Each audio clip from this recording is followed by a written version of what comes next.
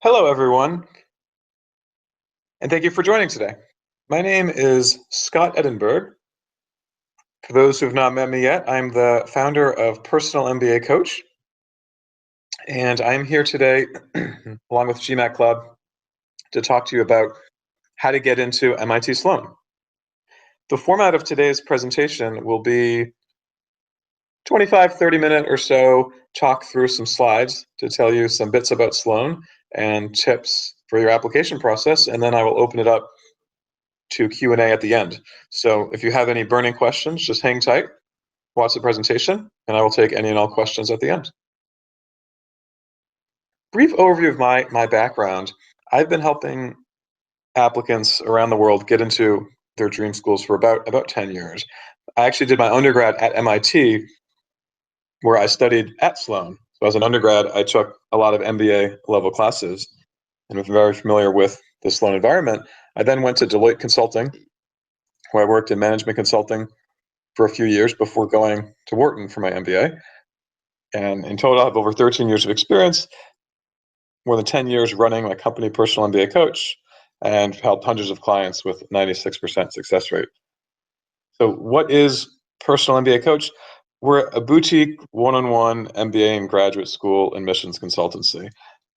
We provide GMAT and GRE and also the executive assessment, tutoring, as well as admissions consulting. And one thing that is a little bit unique about our company is it's a bit more boutique than a lot of the other players that are out there. So applicants will get full-time support from myself throughout the entire process. I'm an AGAC committee member, which is Organization of International Graduate Admissions Consultants. We have a conference once a year where we meet and work with admissions directors to talk about the best topics, the sort of hot topics in the admissions space. I take a lot of those learnings back to my clients to help them get in. We offer early MBA planning, which helps applicants anywhere from 1 to 3, sometimes 5 years pre-application, figure out what the main messages are that they should be conveying, how to develop their stories, and improve the overall process. I also have a team of former interviewers to help ace the interview component of the process. And lastly, a nice network of former clients at every top school to network with either before the process or after. Last year, clients not only got into school, and this is some subset of the schools that our clients got into, but received over 3.6 million in merit fellowships. Okay, so now why you really came here today is to learn how to get into MIT Sloan. We will give an overview of the process, talk about some stats. We'll go through a brief analysis of the essay that they have. We'll talk through some interviewing tips, finishing thoughts for what to keep in mind for Sloan. So first, what is Sloan's mission? Right? I'm going to read you the mission. I'm sure you can read it yourself. Ideas made to matter. Right? So the mission of MIT Sloan School of Management is to develop principled, innovative leaders who improve the world and to generate ideas that advance management practice. This is really important because this is at the core of everything that MIT Sloan does. Institution that is MIT, it's an innovative institution, right, driven by innovation, technology, development, advancement. These are things that are important to the Sloan community and should be important to you, which means that as you think about Sloan, this does not mean that you need to be highly technical to go to Sloan, nor a quant expert. So I want to put that myth aside. While MIT Sloan is a more analytically focused school, plenty of applicants, I send plenty of clients each year to Sloan who don't have a very analytical background. But it means that you should be principled, you should have innovative thoughts, you should want to make change, and you should have some examples from your past that demonstrate this. So who got into Sloan? One thing to note is MIT Sloan is becoming increasingly popular and harder to get into, which as an alma mater for my undergrad, I love to see that. Sloan's applications are rising every year. And these are just some brief numbers for the class of 2018. Now the stats are still being calculated, 2019. There are people on wait lists. There are people who make changes and decisions. So as of today, we don't have the 2019 stats yet. But if you're interested, Sloan will be posting them shortly, and feel free to reach out to me with some questions about what some initial numbers for the class of 2019 look like. But at least for 2018, just over 400 students in the class, decent percentage international. This is roughly comparable to other leading MBA programs. Now, the average GMAT 724, again, comparable to most programs in the top 10 range, I would say. And the middle 80%, 690 to 760. What's important about this is that 10% of folks get below 690 and 10% get above 760. This doesn't mean that if you have a score in the mid sixes that you have a great chance of getting in because Sloan takes folks like you. But it does mean that for certain applicants in certain cases, having a low GMAT score is okay. And every year I help applicants with low GMATs that get into Sloan. Not as many as those that have higher, but still definitely part of the process. Average GPA, you're looking at around 3.5, slightly lower than the other leading schools, but not big enough difference to actually pay attention to. And then around 5 years of work experience. What do people do before they enroll at Sloan? This is interesting because there are a lot of bars here that are similar to other schools, right? So finance and consulting, the two biggest ones here, also often the two largest for most programs. But some that jump out, technology, media, and telecommunications, 13%, 10% come from industrials. Now, part of that is driven by the LGO program, Leaders for Global Organization, which I will be talking about shortly, and 13% from government and public sector. So that's also a little bit higher than the school's average. Now, one thing to note about industry background, I get a lot of questions from current clients or prospective clients about what they do and really how that compares to others. So I fielded questions from a new client at my office a couple of days ago who said, look, I'm not a consultant. I'm not a banker. How will I compare? How will I match up? And they were concerned about their background. The good news, I told them, was that you're really not competing for slots against investment bankers or consultants. That business schools take a wide variety of applicants, not because they have to, but because they want to take the best and most interesting students who can be the most dynamic and add value to the class. And because that happens with folks who are outside of finance and consulting, as you can see here, if you come from a non-traditional path, that's great. Now, what we do with non-traditionals is we spend a lot more time to dive into your story and to figure out what makes you unique and why would you be the one to add value to Sloan. I helped an applicant last year who came from a very non-traditional, a niche part of the energy industry to get into Sloan and did really well with a not so high GMAT. But it was all around telling that story. That said, if you come from finance or consulting, there's certainly a lot of potential seats for you. So what is MIT Sloan looking for? Hey, they're looking for a lot of things. These are just a few things they're looking for. And in this picture, this is building, which is fantastic, by the way. This was not here when I was at Sloan. So they're looking for school interaction. What does that mean? MIT appreciates applicants who interact with the school. Show interest, meaning going to campus if you can make it there. If you're international, don't worry about flying to Boston, investing a couple thousand just in a plane ticket. You don't need to do that.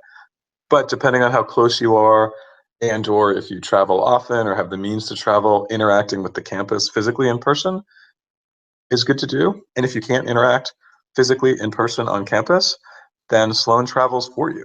So admissions directors will travel to either your home market or a market that's nearby you for MBA events. I just did a talk at the MBA tour last night here in Boston, and Sloan gave a talk right before me. So that was an event that brought in hundreds of folks from the local area. And there are other similar events in your neck of the woods, most likely. You can talk with students. Okay, one thing that you can do is think about a particular club or organization that you're interested in and reach out to a current student who works in that organization or is a member of that club. That might be the club president. You could ask for a 10 to 15-minute phone chat. You want to be conscious of their time, but ask for a phone chat, ask some questions, try to get a feel for how you would fit into the school. And that's good for two reasons. One, it allows you to learn more about the program. Maybe Sloan isn't right for you. Maybe you do a lot of research, you talk to, a couple students, watch a video, go to an info session, and you feel like this just isn't the program for you. And that's good. Sloan wants you to do that because they want people to go to the school who know that that's the right school for them and who will thrive. And everyone thrives in slightly different environments. So interacting with the school is very important. Having an innovative spirit is important, right? If you think back to the mission that I talked about earlier, Sloan is a program that values innovation, value design, advancement. So being innovative is very important. Now, that does not mean you have to be an entrepreneur and you have to be tech savvy and come up with a new idea or a new app or anything like that. It just means that you have to be an innovative thinker. So innovation can come in many different forms. Innovation can come in the form of technology development, technology advancement. It can come in the form of organizational development. I had a client last year who was very interested in organizational change, organizational culture, org development, and there were a lot of innovative theories that she was able to present during the process, having no technical background at all. So innovation can come in many, many different forms.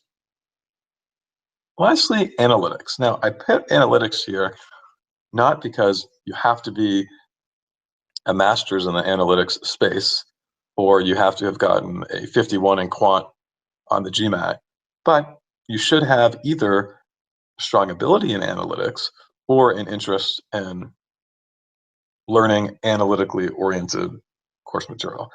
Sloan is one of the more analytical programs out there, and you can absolutely go into Sloan without a huge background in the space, but it should be something that you feel comfortable picking up because that is a component of the classroom environment. The essays. Okay, so Sloan is asking a cover letter this year. This is the same cover letter that they asked last year and in previous years. I won't read the whole slide here to you, but basically you want to write a cover letter to Rod Garcia and you want to explain why you meet this desired criteria above what they're looking for. So they seek thoughtful leaders, exceptional intellectual abilities, drive and determination, and they want to know how you'll do this by showing a cover letter. So what does that mean? Sloan is one of the only schools cover letter, and so it is somewhat useless. Treat this like a professional cover letter. For those of you who have written professional cover letters in the past,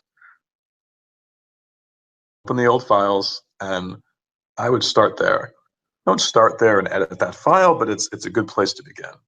If you've never written a cover letter, first, congrats to you to getting jobs without writing cover letters. I wish I did that when I was in school. But think about what you have to do for a cover letter. A cover letter should explain what you've done in the past. And that's essentially the most important. What you've done in the past, particular position, or in this case, to be a student, and what you will do to give back. Be specific here. Focus on key accomplishments.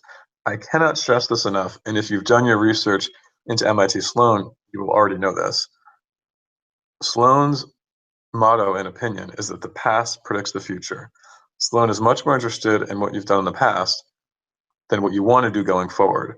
It's not that they don't care about what you want to do, but the past predicts the future. So saying 10 great things that you want to do in life and writing a 500-word essay about that is not something that Sloan believes is a good predictor of success in the classroom. But what is a good predictor? Focus on past accomplishments. So focus on the key accomplishments that you've had in your career. Also include what you will bring to campus. Now, this is something, I know the 2 is blocked by the pen here. This is something that I find applicants often miss during the process. And one of the first things that I do, I'll give you a sneak peek into what we do when we're working with applicants on a private consulting basis. The first thing that I do with Sloan's cover letter is I add in specific and relevant details for applicants. I have the applicants add in details about what they will do on campus and why that matters. I often see a cover letter that just focuses on goals and doesn't really have anything about how they will give back to the community. Giving back to the community is important, and you do want to include that. In terms of exactly how much and how and when, feel free to reach out to me separately and we can go into more detail, but at a high level, you just want to include this. Discuss how you will get involved and mention career goals briefly and how Sloan fits into those goals, but only briefly. At its heart, this cover letter should cover the past experiences that you've had and why you are an impressive applicant. It's only 300 words. It did move from 250 to 300 in the last year, but 300 words is short. So make sure to choose your words wisely. One thing that's new this year is the video. Now, videos are not new to MBA admissions.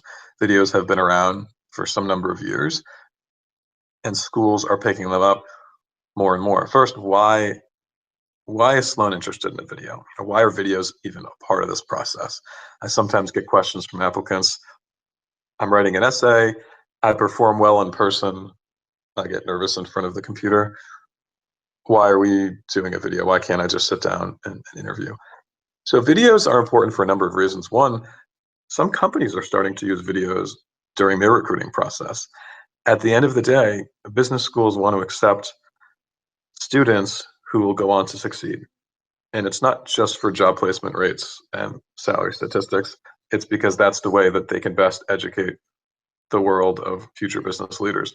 And so if you might have to do a video in order to get a job in the future, best do it now and let the school evaluate you. So this is the first year that Sloan is having videos, and they want to get to know you a little bit before they might bring you in person. See how you convey yourself, see how you talk in front of the camera, see how you articulate yourself in a short amount of time, whether you can be concise, whether you can be clear. So that's why they have videos. Now, some video tips. Think about your personal story. Okay, forgetting about professional accomplishments. Who are you? What are you about? What's interesting? What would you want someone to know about you? Then demonstrate fit with the culture. So what is the Sloan culture? And I told you a little bit about what they're interested in. Innovation. It's a small class, right? Just over 400 students, very close knit. What does that mean? What's a student body like?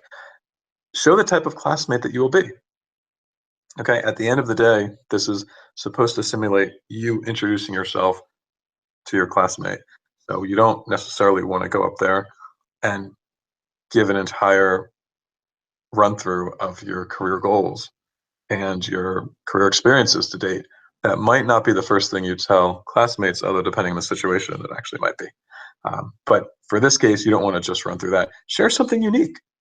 So what is it about you that you haven't told Sloan? One of the challenging aspects of the Sloan application, and it's a lot more challenging than some other schools, is that we actually don't have a ton of room to tell them about you. So this is the first test that they put you through.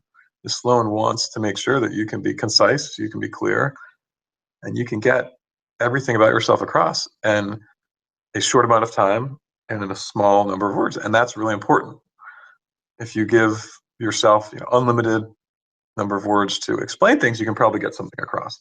But with fewer words, it's actually more challenging. Lastly, don't repeat details from the cover letter. You have the cover letter. They've seen the cover letter. If you're talking about anything that's also in the cover letter, that's going to show some poor judgment. The pre-interview essay. After you submit the application to Sloan, after you do the essay, the cover letter, after you do the video, the resume, if you get invited to interview, you will have an additional essay to write. I'm not going to go into detail about the essay now, but it's around innovation, it's around being a principal leader, and you have to tell them how you've done that in 250 words. That's what they've had last year, and we'll probably have the same again this year. And so that's another opportunity for you to write. The reason I mention that is because you want to think about the potential stories that you might tell during that essay, and therefore try to leave some room for that during the process. Interview tips. Some of these are general interview tips. Some of them are specific. A lot of these are actually specific. First of all, MIT Sloan does not do a blind interview. Your interviewer will know your application inside and out, potentially better than you. So know your application in detail. Know everything that you put in the application. Don't bring a copy of it and read it in front of them. That will show poor judgment, but you should read it beforehand. Prepare for behavioral questions. We'll talk about questions in a minute. Be ready for probes. This is actually pretty important for Sloan. Sloan likes to dive into what you've done and ask you some challenging questions in certain ways. So be ready for that. Do your research and know Sloan well. The people that get into Sloan are not just the smartest people in the world. They're the people that know that Sloan is right for them, and they were able to convey that to the admissions committee. And you can't do that by looking at the website for 30 minutes before you write your essays. If you do, it'll be very obvious. I would know if you worked with me that you showed no interest, and the school would know as well. And they really get to know this during the interview, because if you write a great essay that has all the key points, but then you sit down and interview and you don't know the reasons why you want to go to Sloan, and you don't know what you want to do, what you don't want to do, that will be pretty obvious. Think about the stories that demonstrate your fit with the culture and try to explain that. Lastly, the reason I have this on here is because at the end of the day, the school is evaluating you as a person as much as you as a potential academic. So you want to be strong, you want to have good answers to the challenging questions, but you also want to be a genuine person, and Sloan really appreciates that. Now, they're known for challenging interviews, so definitely allow plenty of time to prepare for the interview. Because they know your application well, they will ask specific questions from the application, and it's not a generic interview where it's tell me about yourself, why MBA, and what are your goals. The interview does get rather detailed. So what does that mean? These are some sample questions. These are only sample questions. You might get a wide variety of questions. I have many more questions beyond this slide, and then there are questions that we don't even know about. Yeah. Tell me what didn't go as planned. What was the result? Why are they interested in this? Well, because life is full of uncertainties, and if something didn't go well at work, they want to see how you deal with something like that, right? What did you do? And did you fail? Were you someone who won something that wasn't going to be won before? Tell me something you're proud of. And this is an open-ended question. It can be professional, it can be personal. This really gets at what do you think has been impressive about your life and what you've done so far. Then some generic business questions like why business school? Why MBA? That's an obvious one, but you should really have this down. And then why are you really interested in Sloan? This is how you can show your excitement for the school. You might be asked about a criticism. What criticism did you receive and how did you address it?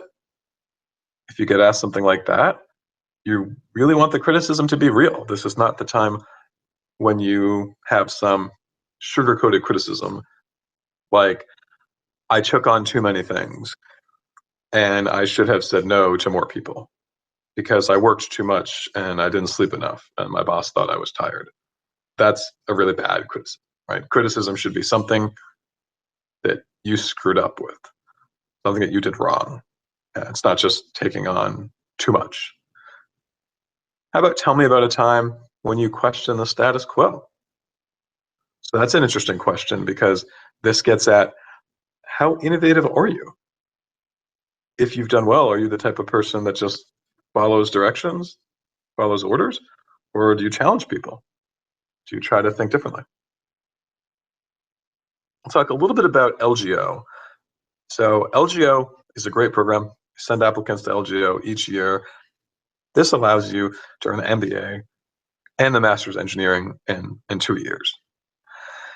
Now, you can learn management expertise and technical skills. There's also an added financial incentive with LGO, which is often very attractive. And it's great for students with STEM background and technical career aspirations. Now, LGO has a unique application process and timeline. I won't go into the details today, but you have to write additional essays for LGO. And if you have any other questions about that, feel free to follow up with me later. Key takeaways: demonstrate knowledge of the school, think about fit, creative spirit, and communicate concrete accomplishments. Sloan really wants to know what you've done so far. So how can we help you to do this and everything else during the process? Here's a brief overview of the services that we offer. As I mentioned before, we offer GMAT and GRE tutoring. I actually have a tutor who graduated from MIT, undergrad with a 4.0 studying math, a Wharton PhD with 7 years of tutoring experience. She helped 3 applicants last year with their GMAT who ended up at Sloan, and many times more than that who ended up going elsewhere. We offer initial brainstorming where I would sit down with you and talk through your background, talk through your stories, tell you what really matters and what doesn't, and what key messages we should be conveying to the admissions committee. Where we talk through your stories, decide on the right schools. Is Sloan right for you? Sloan is not going to be right for everyone. It's a small class, 400 or so students, so everyone is also not going to get in. And so figuring out the right programs for you is really important, and I can help you, both in terms of fit, which schools are you the best suited for, and also likelihood of getting in based on statistics and background. Next, we do resume editing. The business school resume is very different from a professional resume. So the first thing that we do is strip out industry context, focus on higher level takeaways. And most of the work that we do together would be working on the essays. Essay content development, what should you be writing about in the essays? What are the key points to focus on? And detailed and unlimited essay editing, line by line, track changes and comments. We can help you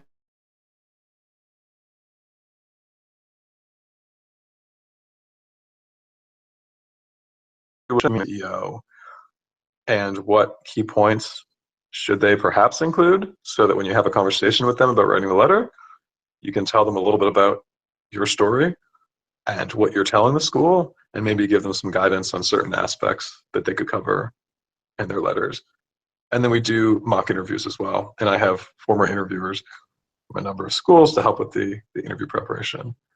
If you'd like to get in touch, my information is right here. Feel free to visit the website, personalmbacoach.com, or send me an email. And at this point, I will open it up for questions.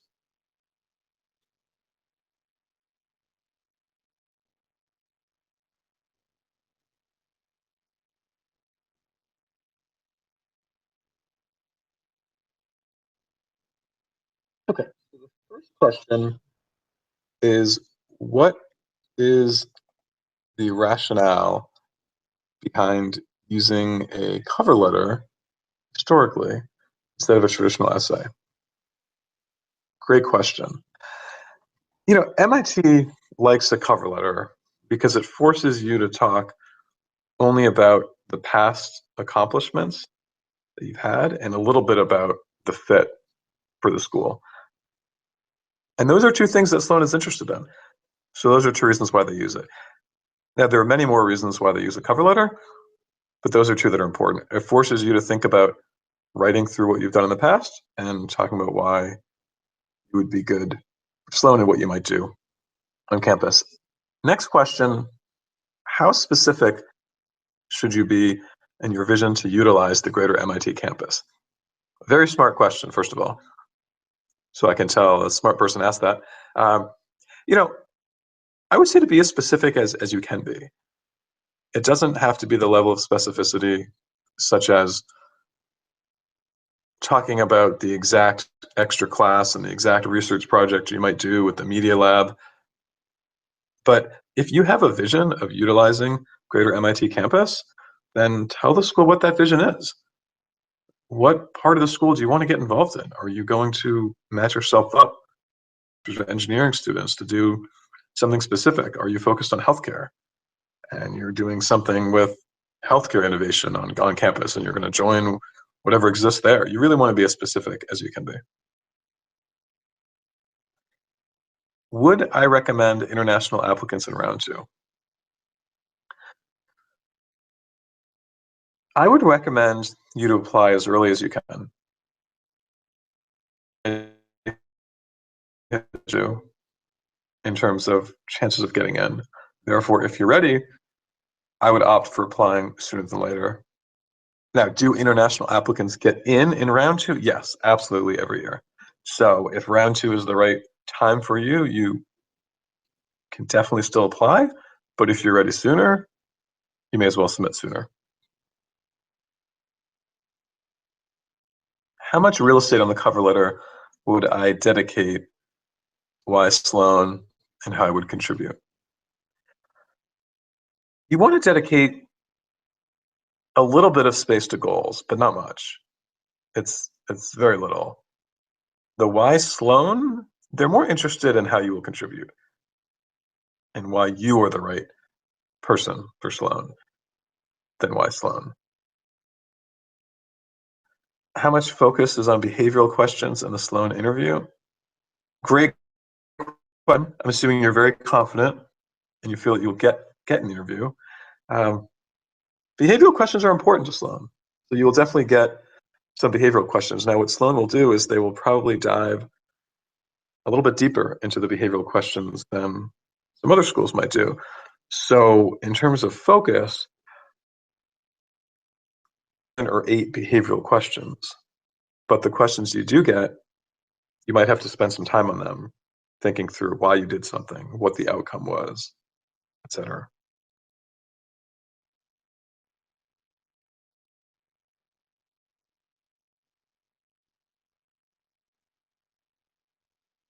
Have I seen international applicants applying to more than 6 schools in round one?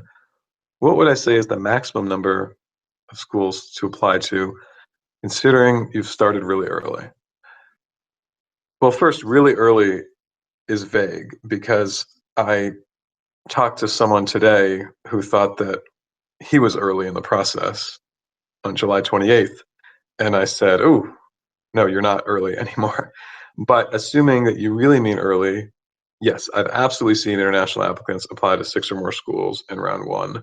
Round one, for the most part, is going to be a little bit better than round two for most schools, definitely for Sloan. And so you want to get in as many applications as you can in the first round. In terms of a realistic number, I'll give you a range because it's hard to say.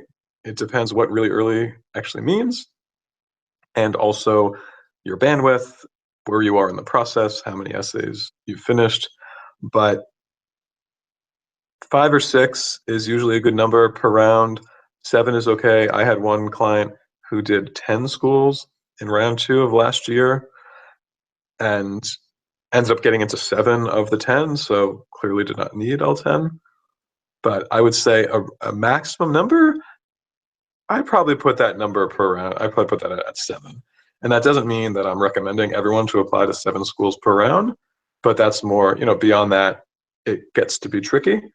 I've done 8, I've done 9, I've done 10, but I only allow clients to do that if I feel like they're well qualified. Otherwise, if you're just applying on your own, then 7 is probably a good number if you're not having any outside assistance.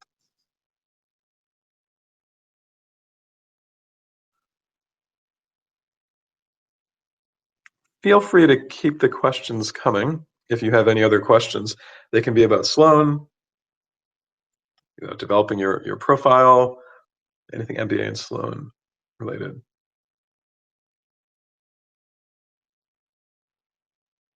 looks like we're going to have a couple more questions coming in as they come in. While we're waiting for some additional questions, I will say that definitely pay attention to the Sloan on the road they have. Sloan does travel to many different cities. I go to a lot of these events just as an alum of Sloan to talk with applicants who are applying. And they're a great way to meet alumni. They're a great way to meet current students. They're a great way to talk to admissions. So if you're in a market where Sloan on the road is coming, I highly, highly, highly recommend you go if you can at all.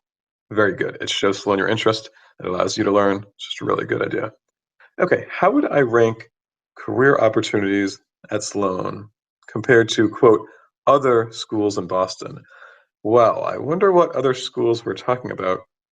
You know, this really depends on what type of career you want to go into. And I hate to say it depends because whenever I hear that answer, I don't necessarily love it. But what I would recommend you doing is looking at the career reports that Sloan and other Boston schools would publish. And that will give you a sense of where applicants are really going, or rather where graduates are really going. Sloan sends a lot of folks into consulting. They do really well here locally, and I'm based in Boston, so I see a lot of this sending applicants into startups, sending students into startups, the healthcare space. So there's a lot of that, but I would say to definitely look at the career stats. And on that note, if anyone is traveling to the Boston area, we're headquartered here in Back Bay in Boston.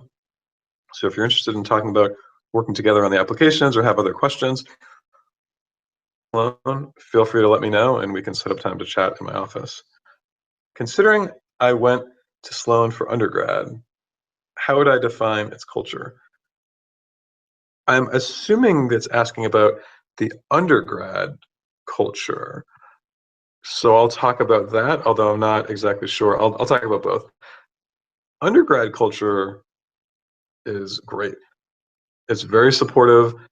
It's hard. MIT was really hard.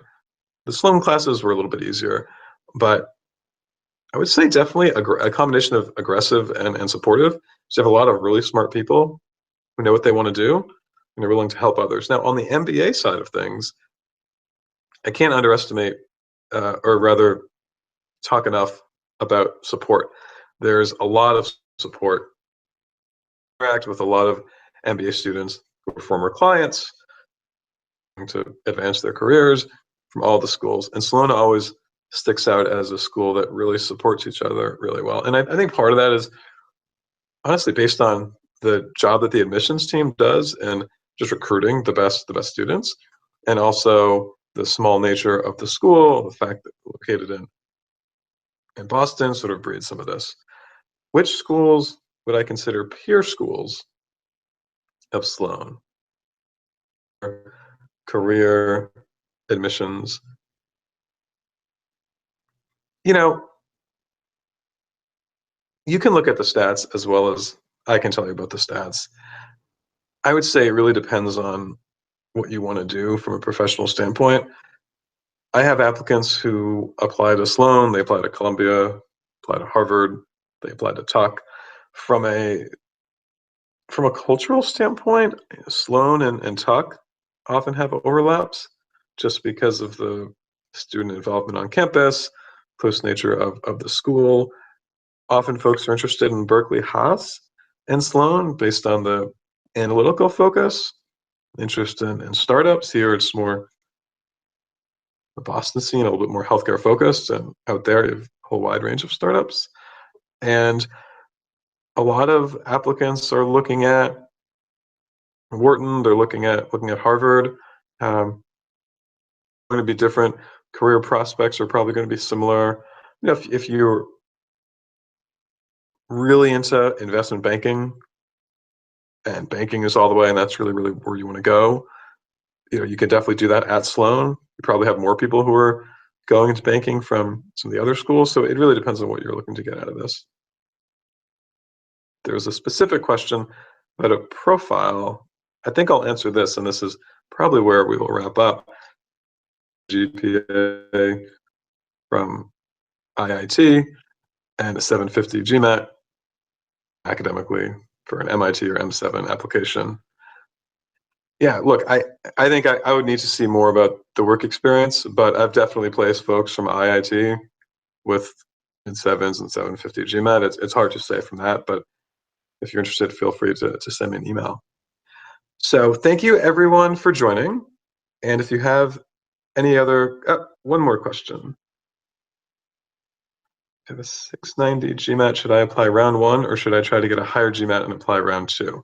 Now, I don't know everything about your profile, so it's hard to say exactly, but if you have a 690 now and you can get, let's say, a 740 by round 2 or maybe even a 730, you're probably better off waiting.